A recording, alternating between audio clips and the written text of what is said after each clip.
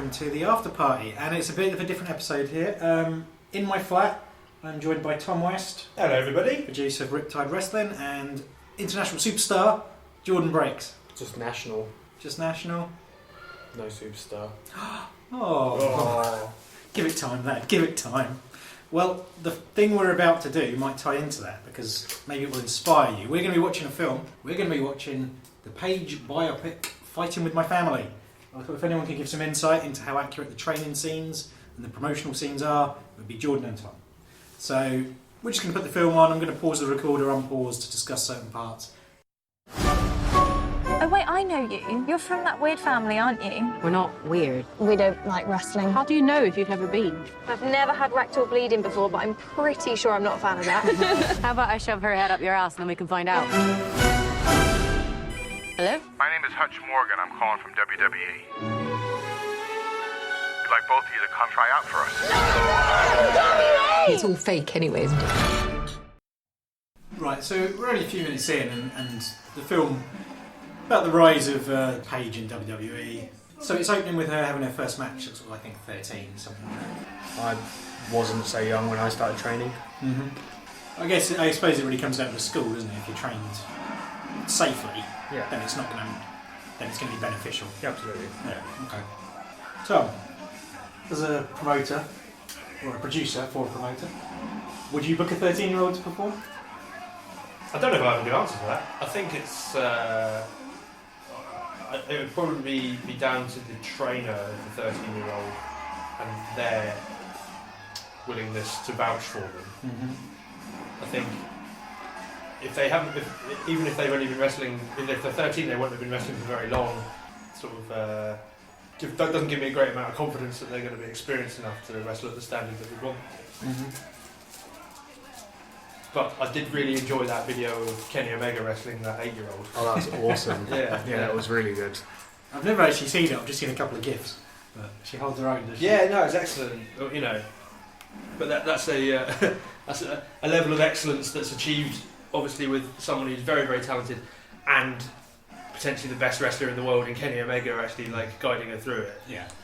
I think take every instance as it comes, really. Well, you said you didn't have a good answer. I think that was a good answer. Oh, good. Yeah, just took me ages to get there. Right, it's a moment where the Knight family, which is Paige's real family, who are known British promoters and performers, been going for quite a while. In the scene, they're ringing WWE to say, "Have you seen our tapes? Would you be interested in hiring us?" Is that how, generally speaking, you'd go about it? Do you reckon, Jordan? Do you think you send a tape in and chase it up with a phone call? Not anymore. I I don't talk to WWE every day. No. Or any day. But you must at least hear talk among the boys and stuff. Like what? I don't know how it works. Do people come to shows and then say, "Oh, I like that person, I'll get in touch with them," or is it all internet footage or what? I genuinely don't know. Yeah, I've not been in that position yet. So maybe you should start sending off some tapes, Maybe. making some calls.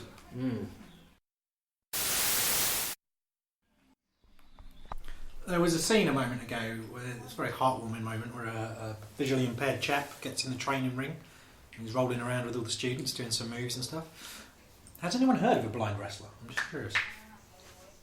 No. No.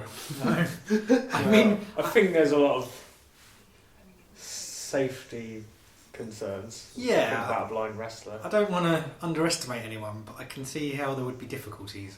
Yeah. I'm just curious, have you ever knowingly worked with anyone with an obvious disability or heard of anyone performing with one? There's definitely Gregory Irons in America. He's got cerebral palsy. He's a performer. Yeah. Very well respected, apparently. Zach Gowen. Sure. Obviously, Yeah. Who's this? It's a one-legged wrestler who's in WWE for like a year or so. Didn't we watch in that Rumble thing we watched a while ago with someone with no legs? Oh, AEW. Yes, Yeah. There's someone, isn't there? His name isn't No Legs, is it? I swear that's... I don't know. In the same if like... it's not, and I leave this footage in. So. Yeah. Well, maybe, yeah. Yeah. I was at Butlins and I saw Little Legs wrestle once, and he's a dwarf wrestler. He's still going. Yeah. And there was a point where he's like tossing this massive dude around, and they just overhear somebody in the audience go, "It's not bloody real, this is it." Well, there you go. If it's your dream, I'm sure you can pursue it to some level. Must be difficult having a match with a blind person. If you like, you know, I guess a lot of spots have to be called, and it kind of might kill the illusion a little bit. I don't know if it was all like Maybe. if it was mat wrestling escapology style. Yeah. Maybe there's ways to do it. But And I suppose they're not hard of hearing, so actually yeah, calling the spots wouldn't make much difference, would it? Yeah. He's not Daredevil. He's not like. Yeah. It's so necessary having The Rock in this film for the sake of having him in the trailer and for the sake of people going, "Have you seen that new film with The Rock in it?" Mm-hmm.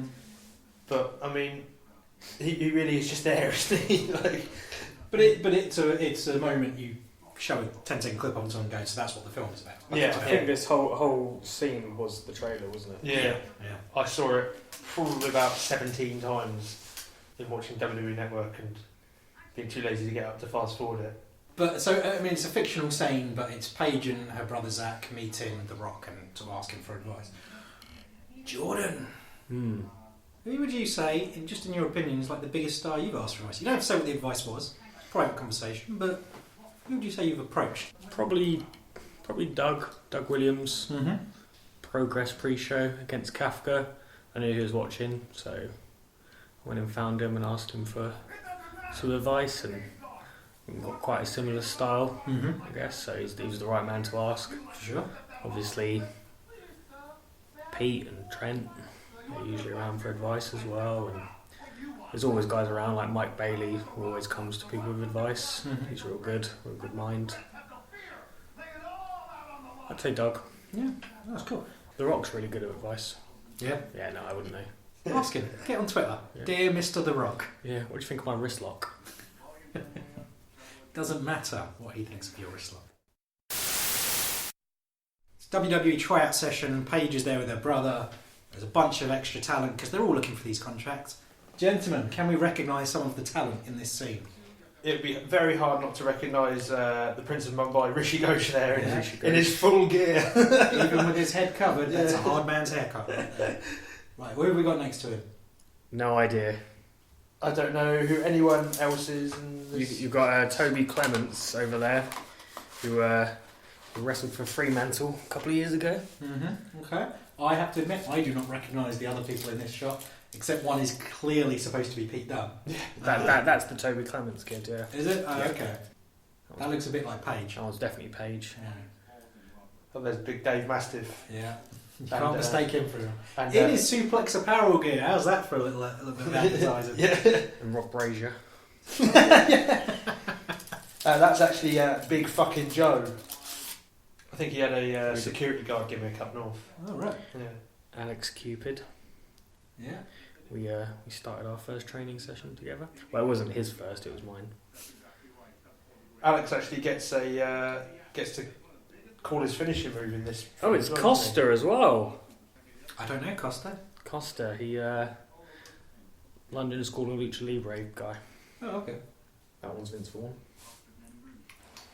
Nice. He probably could have been a good wrestler if you look at the size of him. What was he, like 6'6" or something? Look at the size of him. Vascular. Swallow that grape, Jordan. I've got a question that Vince Vaughn is asking Paige right now. Try me, I wasn't listening. Why do you want to be a wrestler? Because I'm very good at it. Oh, heel turn. A humble brag right Yeah. there. If you wrestle as well as I do, burdened, really. Yeah. Yeah. Alex Cupid to shout Cupid's arrow, didn't he? I can't believe you got it in there. Yeah, I can't believe.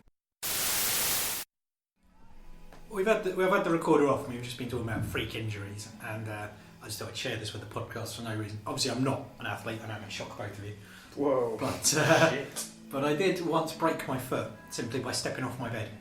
Wow. Stepped off my bed, 1 foot on the floor, heard a crack, and fell over. And to this day, I've no idea. I don't think I rolled my foot. I don't know what happened.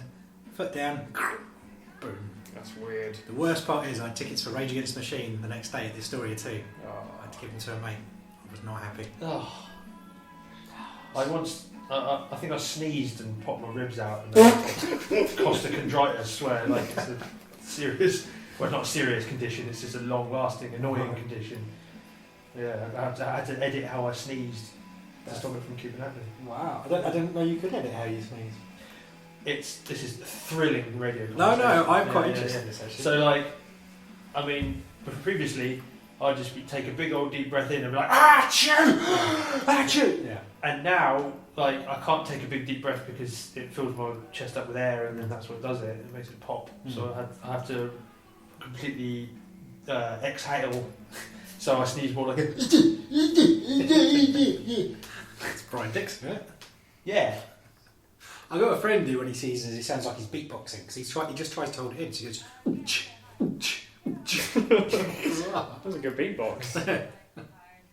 You had any freak injuries, Jordan?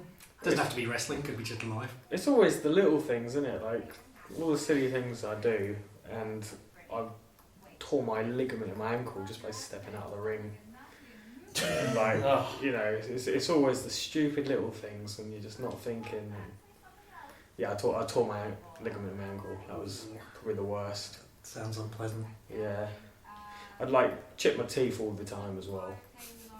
That doesn't sound pleasant I either. break my toes quite often. Really? It doesn't really affect me other than the fact that they're bruised for a couple of weeks. But yeah, I break my toes every now and again. I love the way you just throw that so offhandedly. Yeah, I break my toes every once in a while. It's like Who doesn't? Yeah, you know it's broken because like the colour it goes, and the thickness it becomes. But yeah, it doesn't really affect you. The ankle sucked. Yeah. Like I heard this big old pop. It's like yeah, that's gone. Yeah. Certainly nothing like an injury like that. That was 7 weeks into training. That was. And I know that because the 8th week was like the assessment sort of thing. You got Jodie Fleisch there. Kip Sabian. Kip Sabian. Oh, yeah. You got Nina Samuels. Oh, yeah. They probably got paid better for a day shooting on this than for several shows. Yeah, no doubt.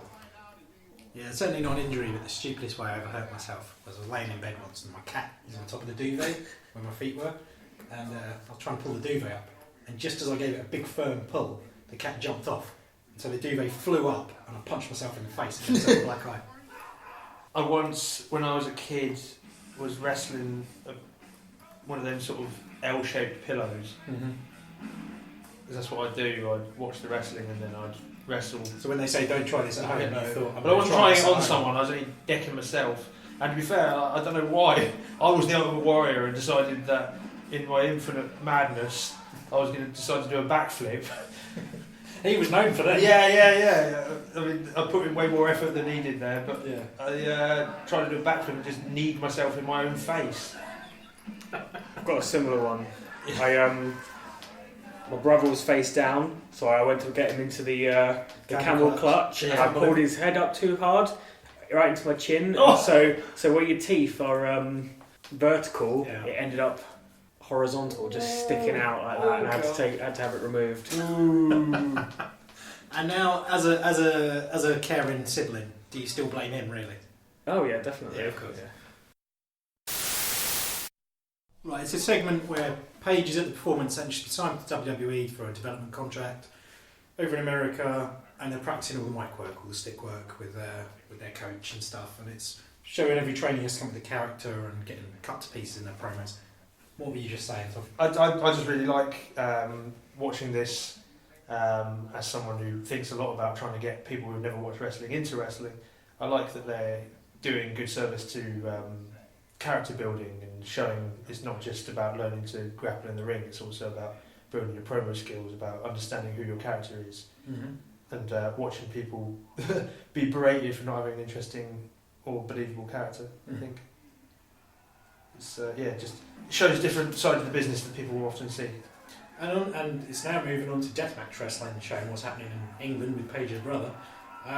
Again, viewing this, if you were just in the cinema, don't follow wrestling, you might be surprised to see deathmatch wrestling. You might think, they don't really do that, do they? It is interesting. It does show there's a lot more to it than just the WWE version. So the current segment is as like an NXT early days taping. Female wrestlers, they're getting called out one by one to see how the crowd react. And they're basically just coming out and prancing around to see how the men react. That's what the scene is. And Paige is not doing it because it's not really her. And the crowd awkwardly just sits there in silence. Yeah. I'm just curious from your perspective, Tom. How, because Riptide's doing a really good job of promoting female wrestlers for the wrestling first, like whether it's through intergender, whether it's through competitive matches, it's not eye candy. How do you prioritise? How do you, because ultimately on posters you've got, athletic women in real outfits and athletic men in real outfits on posters. How do you make sure a crowd that get there enjoy it for the right reasons? Other than explaining what does and doesn't constitute bad behaviour at the beginning of the show, I don't think we do any work to ensure that people enjoy it for the right reasons. I think we just hire people that can wrestle really well and let it speak for itself. And I think anyone who catcalls or anything like that know exactly what happens to them when they do. They get a warning, they get kicked the fuck out of the venue. So. And what about you, Joe? Have you ever been in a match where it's, the crowd reacting in ways you're not happy with? I'm not talking about the face and heel dynamic, but maybe people are focusing on the wrong stuff. I don't think there's a way anyone should or shouldn't react. Like it's down to them to obviously be appropriate, but I just don't think it's for me to say, oh, you can't enjoy this way or that way. Like it's just not for me to say. One of the things I like about the film is that the sort of wrestlers that have been obviously poached from modelling agencies and things like that, at least what gets across is that you can't make it if you really don't want to be there. Mm-hmm. And for all the grief that Paige's the character of Paige gives them and condescends them and thinks that she's better than them, actually, as much as it is better to turn up as a seasoned performer, like you're just gonna fall off if you don't really want to do it. Because if you take a bump and you don't want to be a wrestler, that should probably put you off straight away, wouldn't it? Well, what was your first bump like then? It was on a mat, not in the ring. So yeah, it sucked. Yeah, you do it until you get it right. I mean, in your eyes, it looks like you're wishing you hadn't. Yeah, it was the flip bumps on the floor. They sucked. Oh, dear Lord. Yeah, I learned sort of how to land at Portsmouth School of Wrestling doing ref training, and just the old flat back bump, but bashed my head like the first go, as probably most people do. On what? Oh, on the just on on the mat. canvas, Yeah. but just you don't assume. As learned as you think you are about the subject, you always think that the canvas is going to be a lot fucking softer than it is when you land on it for the first time. Oh yeah, it sucks. Yeah. Who was that with, the ref training? Rishi and Andy Simmons. Nice. And Chris Hay. Don't know. I can't remember what I was going to say now. Let's sing. Yeah. Sorry if our conversation put you off.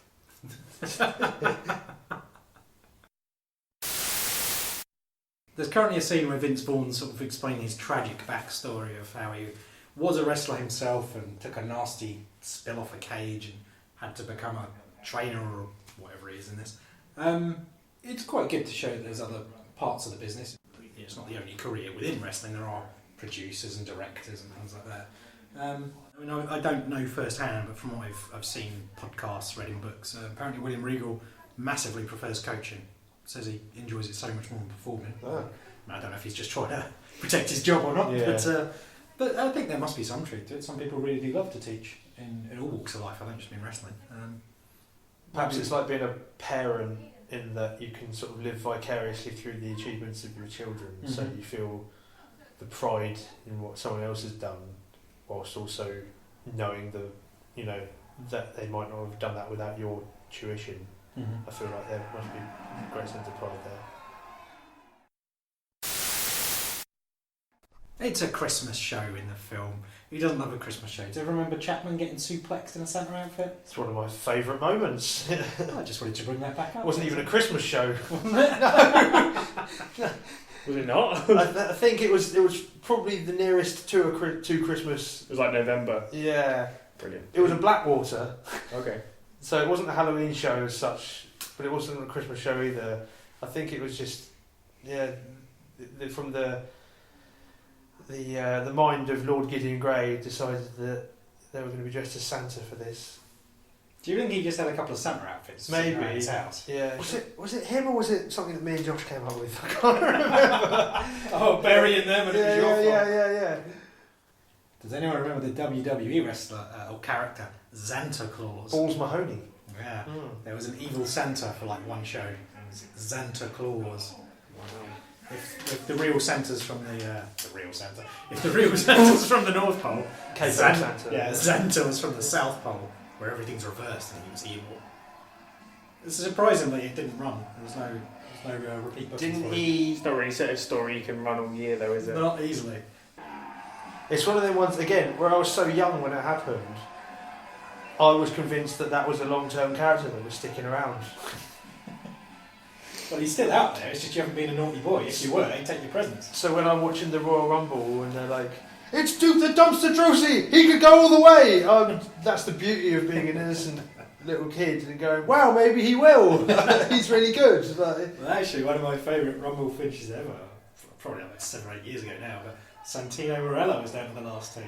And it really with looked... Alberto Del Rio. Yeah, and his comedy character really looked like he might win. Yeah. Just for that moment. But it's like their little...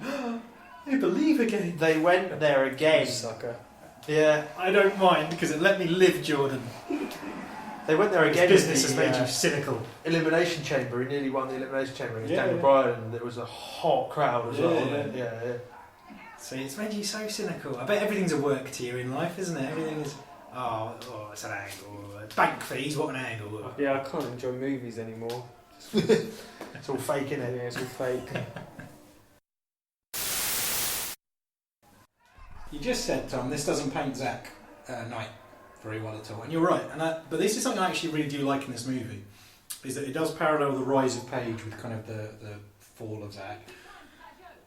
I think it's actually, it's to the film's benefit, there's a darker edge to it, which shows that you can also fail at your dreams and suffer for it if you get inside your own head like he does. I'm not really going anywhere with this beyond I think it's a good part of the film, and I'm glad they covered it. If it was just all the yay, chase your dreams, I think it would be a little bit too sappy. But I think it adds a very important element actually. Is it a juxtaposition? Yes. We're in a bar fight scene. The only reason I wanted to record for this section is you guys would have my back in a barroom fight, yeah? Yeah, always. Yeah? I I mean, realistically, you're the toughest one here. I mean, you're all right, but Oh, yeah. crush! I'm going to call Chapman. I mean, to do what? to protect my back in a barroom fight. There you go. Can he get in bars? Does he look old enough? He's got his ID. I bet he's got a keyboard on him. He'll protect me. Well, that's at one time he did get kicked out of Riptide for having the idea on him. Oh, that's true. Yeah. He only got back in because he drew a beard on himself and put on a big long coat, Very Vincent adult man. and then came back through the entranceway again with theme music. Right, we've got Sheamus, Big Show, Miz cameos. It's easy, with WWE, it's easy to almost forget how big physically some of these people are, because a lot of them are very, very large. Big Show right there next to the actors looked legitimately like a giant, because obviously he is. But who's the biggest guy you think you've worked with, just in terms of sort of height or broadness, I guess? You ever like Big T Justice? Yeah, I've wrestled, 6-man against Big T Justice. Actually, he gave me a real good chop, but that lasted a while. That little print. I was mid-bridge, and he gave me a big old chop. Good spot. Yeah. The little sequence involving the Motorhead song "Born to Raise Hell" and a van full of people singing it. First of all, I'm putting this on the record, just shout out to Motorhead, yes.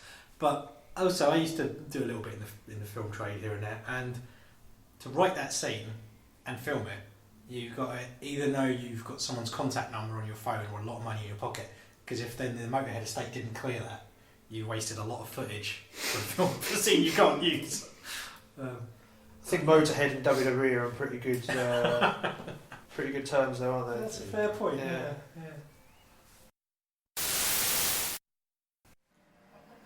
It takes me out of it as well, seeing Zelina Vega playing AJ, and I can't help it. She's perfect for the role. Just In fact, there's a question for you, Jordan. Let's say you're a bit of fun. Some other performer has to be Jordan Breaks for an evening. Who would you pick to be Jordan Breaks? Ooh, they'd have to rock the sideburns. Yeah.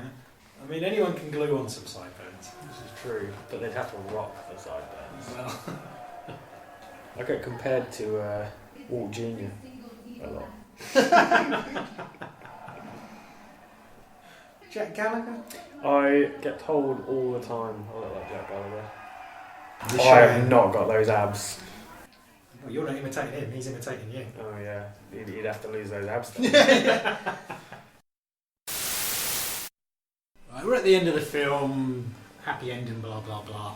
Just as a whole, what do you reckon of the training sequences? I mean, obviously it doesn't have to be completely realistic, it's not a documentary, but... A lot of the training is, to be fair. Like Yeah. you see similar things we would do. There's the regal rolls where you're like rolling past each other, and you've got the Brookside shuffles where they're going around the ring. Yeah. Got the sleep, leap, like blow up drills. A lot of that we do. Mm-hmm. So yeah, I think it's quite fair. Without a doubt, I hide in the promo classes because I hate doing them. So I just don't. But they exist, that's fine. They exist, yes. Okay. And aside from how realistic it may or may not be, did we enjoy the film? Is it? It's a feel-good movie, isn't it? Yeah, I think it does a pretty decent job of saying to people who don't follow wrestling, this is roughly how it breaks down. You work hard, you develop a character. Maybe you'll make it to a big industry, maybe you won't. that's the reason I liked the film. Yeah. Paul Robinson in the credits there. I'll tell you what, so Adam is Daryl Baxter. Allen. Yeah. I liked the film on the basis that if I'm watching it for the first time as someone who's never watched wrestling before, I think I'd come out of it with a little bit more understanding and appreciation for what it is. But then, as you've said at the end, it does have this weird thing where it treats within the film world, it treats it treats Paige like she doesn't know she's going to win the belt. So it's like supposed to be a big surprise win for the crowd and the performer. That's kind of weird. I think can we give Nick Frost and Lena Headey a bit of love for their performances? There's a lot of heart, and I think part of it comes from them. They're the highlight of the film, really, for me. They were all good. I think actually Frances Pugh, who's the lead actress in it, and I'm sorry I missed his name. Florence Pugh. Yeah. And the lead actor who plays her brother in it. I think they're really good. I think they ground it very well, both of them. Yeah. I don't think it's aimed at like die-hard wrestling fans. I think wrestling is aimed at die-hard wrestling, or some of it is aimed at die-hard wrestling fans. I think this did a really, really good job of bridging that little gap and making wrestling palatable for a mainstream audience. I'm going to have a look, see what I gave it on IMDb when I watched it. What's it called again? Fighting with My Family. I gave it a solid 4 out of 10. That's respectable. Bret Hart review. No, like if you you know, it's all relative. Yeah. If you think of 4 out of 10 is good in my books. Wow. Harsh Low critic scoring indeed. words. Yeah. Wow. I'd have said like a 6 out of 10. I think I've only got about 4 or 5 10 out of 10s, so yeah, I am harsh. But What did you give Space Jam? Hold on. I do rate Space Jam, so 1 second. 6 out of 10. Wow. What an arsehole. This is a heel turn. That's high for me. I've noticed a Goofy movie getting a lot of love lately. I love a Goofy movie. Yeah. Hold on. I hadn't realised so many people had seen it. A Goofy movie, 9 out of 10, boys. Oh, wow. It's a 9 out of 10 film. It is. It's a great movie. Average is 6.8. What the average rating for a Goofy movie is 6.8. Not your average for films everywhere. You rated it 9. I'm glad we could gather today to discuss the Goofy movie. Yeah. Well, I think we're all gonna want to watch Goofy or Space Jam now. So let's sign off the show for there. Paige here. Okay, and that was the first film review we've done on the RIPTIDE Afterparty podcast. Obviously, we are a wrestling podcast, so there's not going to be too many films. But I think once in a while, when they tie in and when we can get kind of a unique perspective like that on it, I think it could be really fun to do this feature. And I think you can tell we had good fun doing it, actually. So, yeah, I hope you enjoyed listening to it as much as I enjoyed recording it. You may have noticed a little static here and there in the recording. That is my fault, I'm afraid.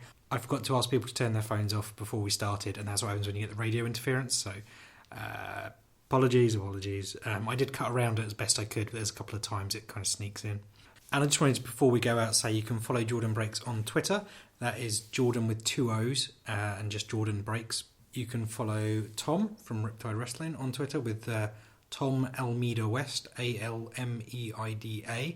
That's the name of his band. Fantastic band. You can check them out on YouTube and things like that.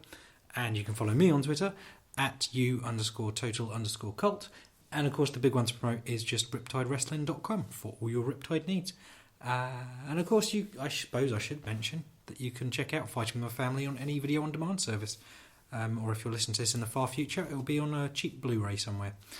So, that was it. Thanks for listening.